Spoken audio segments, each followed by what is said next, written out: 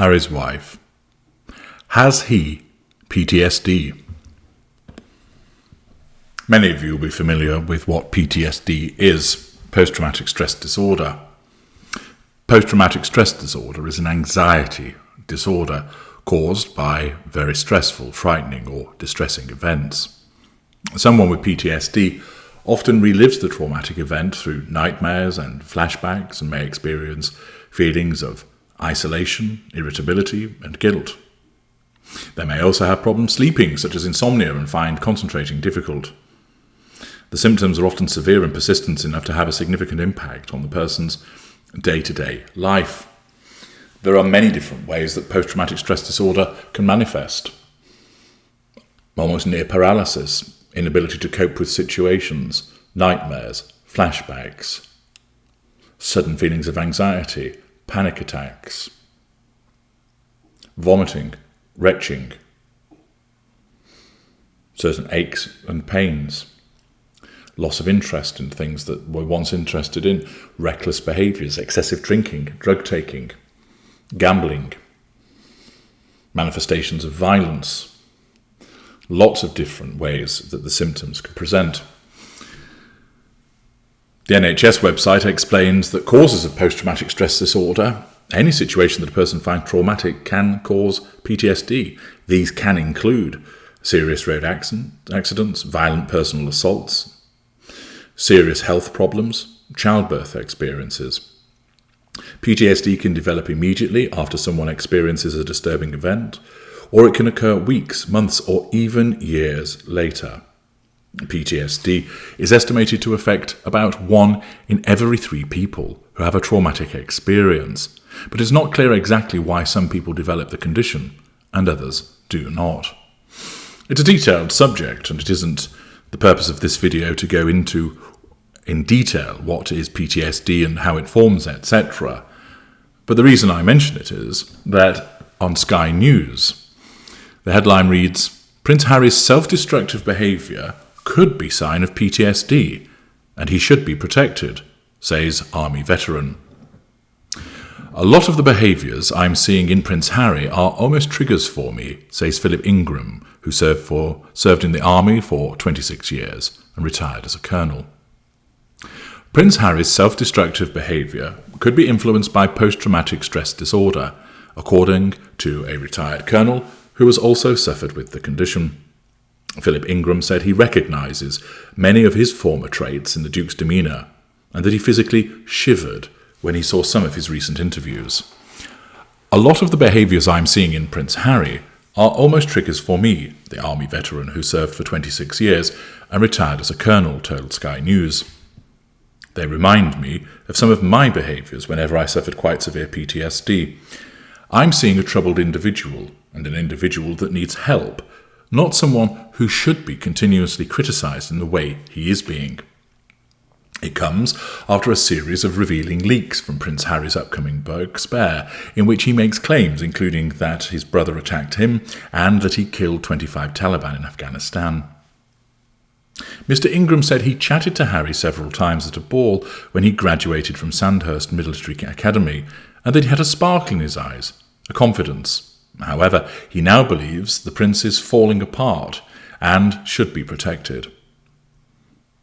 In what is in his eyes, in his demeanour, in what he's saying, and the way he's saying things, what I'm seeing in him is what I call self-destructive behaviour, which is a recognised symptom of PTSD, said Mr. Ingram. The retired colonel said he believes Prince Harry is not out for revenge and may not be fully aware of how he's behaving. He'll never be able to understand until something crosses that threshold, and he goes to himself and says, "This isn't me," said Mr. Ingram. A royal expert has said Harry's claims are the most sensational royal revelations in almost 30 years, and that they will shake the foundations of the monarchy. Michael Cole said the Duke of Sussex had detonated a huge landmine under Buckingham Palace. Mr. Cole, an ex-spokesperson for former Harrods owner Mohammed Al Fayed, told Sky News it's the most sensational and damaging set of royal revelations since Prince Harry's mother, the late Princess Diana, sat down with the now disgraced BBC Panorama reporter Martin Bashir in November 1995. Prince Harry, in this book, isn't really blowing the doors of Buckingham Palace. He's detonating a huge landmine under it and shaking the royal edifice, and indeed shaking the British establishment. These are very serious allegations, and they cannot always be ignored. It is tragic in many ways that he feels he has to go on record like this, but quite clearly he does, and nobody can say that he hasn't pulled his punches, because he has let them have it. There then are a number of the revelations which we have mentioned previously.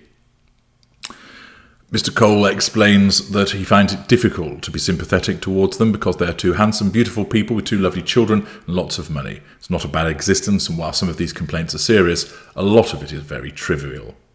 They obviously feel that they have had to be frank, but that means an end to their previous existence. Now, returning to the topic of PTSD, this army veteran believes that that's what Harry is exhibiting. Might that be the case? It could be.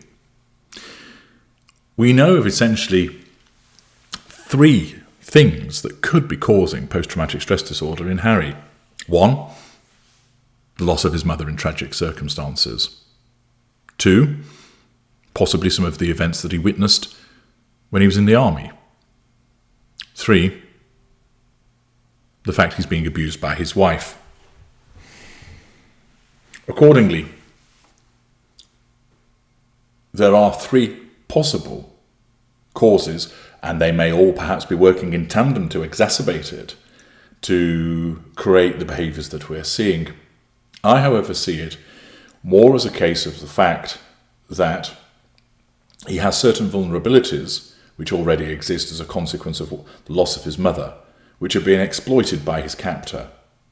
And the behaviours that we are seeing are a response to the abuse, both in terms of how he's responding to the way that he is being abused, and the fact that he's caught up in the fog of the emotional thinking and his cult membership, so that he can't actually see clearly in terms of what it is that he's doing. He is unable to see that this is self-destructive behaviour. I don't see that it's solely the preserve of PTSD, but I see that there is an impact from the way that he's being treated and the way that his own thought processes are affected as a consequence of addiction to the narcissist, causing him to not realise that what he's doing is problematic, to believe that what he's doing is right and sensible, and that when he wakes up, and he will, as I mentioned in parts passing, he'll be horrified at what's happened, at what he said, what he's written, and what he's done. And he will look at it as if, who was that person? It was like I turned into somebody else. And he did. But it is interesting to see that this colonel suggests that it might be PTSD that is affecting Harry and his behaviours. And if that is correct, then it brings up the question, where has this trauma originated from? One source, or possibly 2 or 3? I'm H.G. Tudor. Thank you for listening.